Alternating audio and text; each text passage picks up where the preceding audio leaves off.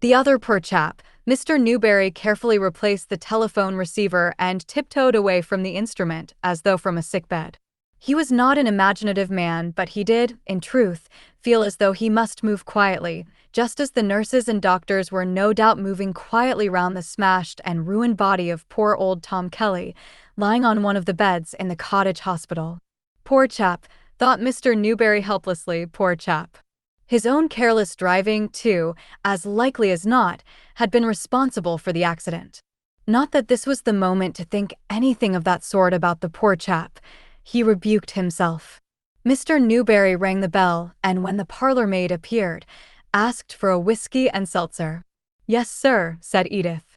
"The fact is," Mr. Newberry told her, unable to restrain himself, "the fact is, I've had a bit of a shock. You remember Major Kelly, who comes here so often?" "Oh yes, sir, accident. In fact, he's in Cambling Cottage Hospital at this moment." "Oh, sir. Oh, I am sorry. What happened, sir?" "A car smash. The other car was a very large one and got off scot-free, but Major Kelly seems to have been flung some distance and terribly badly hurt." Edith moaned, shook her head, and rolled her eyes. "Fetch me a drink, like a good girl," begged Mr. Newberry. When she came back, he told her the rest. "He's been conscious, poor chap, and spoken. He gave our name too, and wants us to go to him." Mr. Newberry hesitated for a moment. Then he said, "Did Mrs. Newberry happen to say where she was going this afternoon?" "Yes, sir. She went to Lady March, for bridge, sir. She said she might be a little late, but I was to ask you not to wait dinner, sir. I think I'd better get her on the telephone. The poor Major Kelly seems to have asked for her for us. We're very old friends, of course." "Yes, sir," said Edith sympathetically. "Do they think, sir, he's going to get over it?" Mr. Newberry unconsciously screwed up his face and moved his head doubtfully from side to side. The doctors thought it was too soon to say.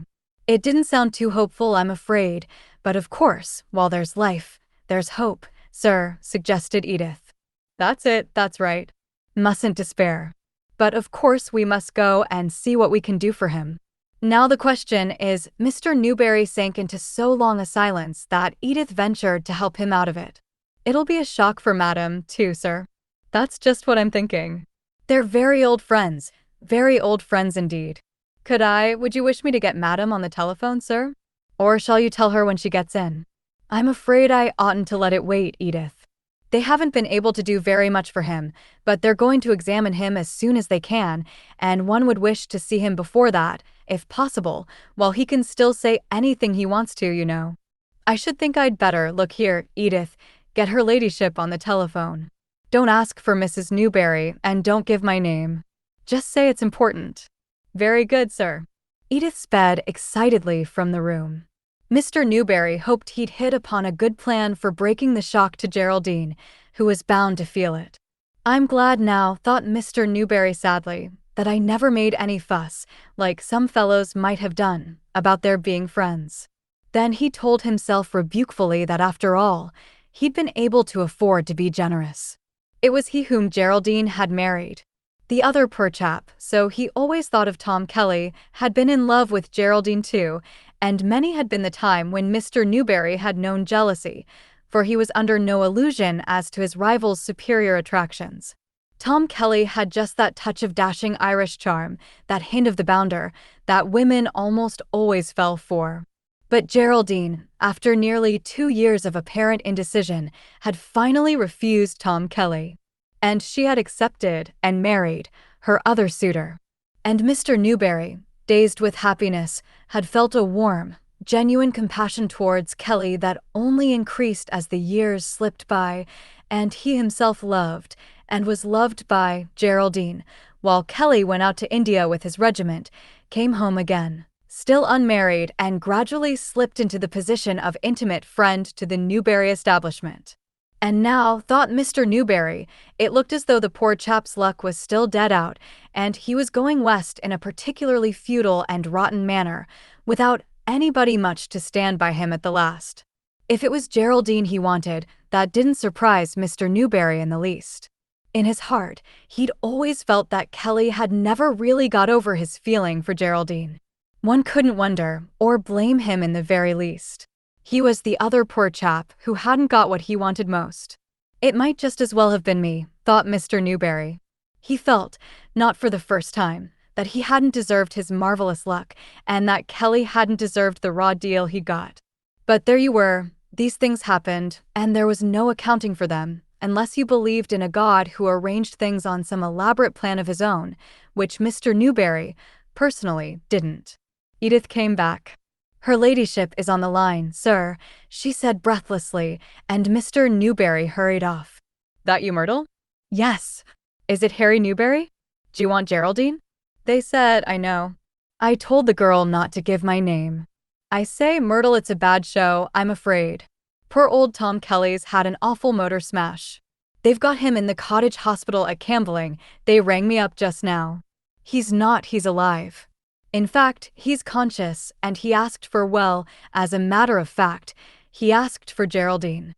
I'm not broadcasting that, but you're her friend, of course, I understand." "Oh, Harry, how awful. Do they think he'll die?"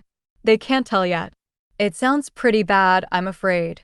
But don't tell Geraldine that, she'll be upset as it is, and it may be better than we think. Look here, Myrtle, how are we to tell her?" "I thought perhaps you could get her away from the bridge, and I'll beetle along as fast as ever I can and fetch her in the car and take her along to the hospital."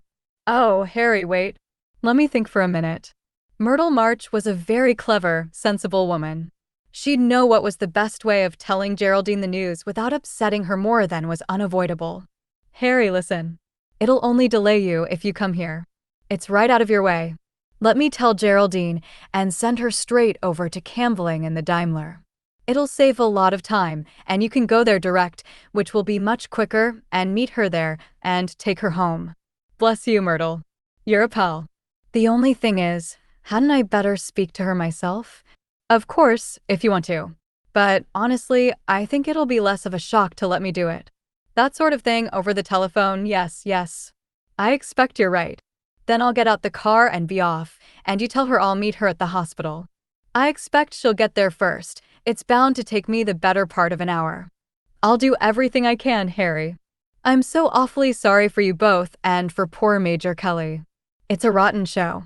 "Well, thanks a lot, Myrtle. Goodbye." "Goodbye." Mr. Newberry sighed and thought what a good sort Myrtle was, and then rang the bell once more and ordered his car round. "Tell Sherman I shan't want him," he added, for he had decided to drive himself. He had a confused idea that Geraldine might want to cry a little on the way back, and she would be able to do so more comfortably without the presence of the chauffeur.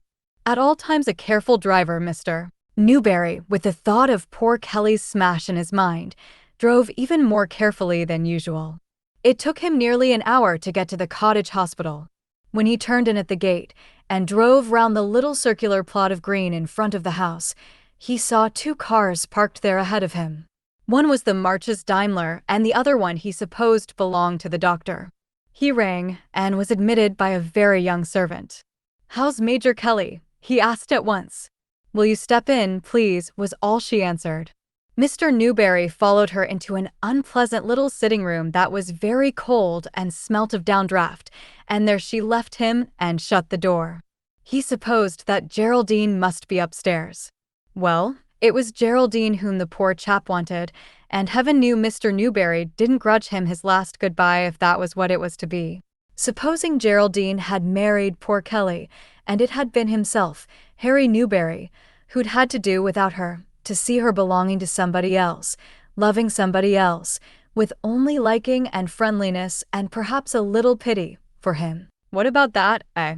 Mr. Newberry shook his head solemnly.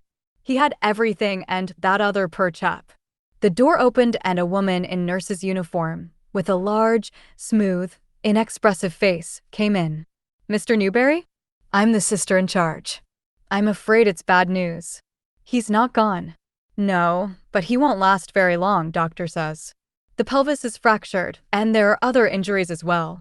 He won't suffer. They'll keep him under morphia. Can I go up?" "My wife, he knew her, but he's gone off again now. I doubt if he'll come round again. There's nothing you can do." "Poor old chap, what a bad show," muttered Mr. Newberry, feeling sick and dismayed. one of our oldest friends. I wish I'd been in time, but I couldn't get here sooner. He just knew your wife, repeated the sister in charge. Will you come up now, and I'm afraid you'd better take her away. She can't do anything, you know. No, of course. All right. Mr. Newberry followed her upstairs to the first floor, through the horrible antiseptic odors that hung about the place, and paused behind her for a moment outside a closed door of highly varnished pitch pine. He was glad Geraldine had been in time, and that the poor chap had recognized her, and perhaps heard her say something friendly and kind, before he went out all by himself into the darkness and the unknown. And he was glad, too, in a different way, that he himself was there, to take Geraldine home and comfort her if she should be a bit upset, as of course she was bound to be, and show her that he understood what she must be feeling about poor Tom Kelly, who'd loved her and had had to give her up. The sister in charge opened the door noiselessly. The thing that had been Tom Kelly lay swathed and motionless on the bed. But Mr. Newberry never saw it. He only saw, at first with incredulity, and then with a white-hot, searing understanding, the look on the lost, white, agonized face of his wife, Geraldine.